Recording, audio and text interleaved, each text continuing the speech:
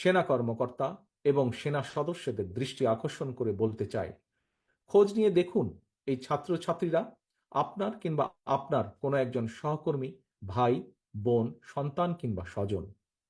তাহলে কাদের মোকাবেলা করতে বন্দুক হাতে আপনারা রাজপথে নেমেছেন? মনে রাখবেন, দেশের সার্বভৌমত্ব হুমকির মুখে পড়লে আজকের এই ছাত্রছাত্রীরাই আপনাদের সহায়তায় জীবন বাজি রাখবে।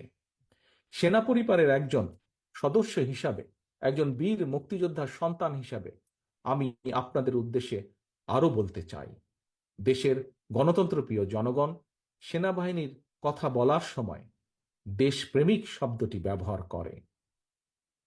সেনাবাহিনী যদি দেশপ্রেমিক হয়, তাহলে কি নিজের দেশের জনগণের বুকে কি গুলি চালাতে পারে?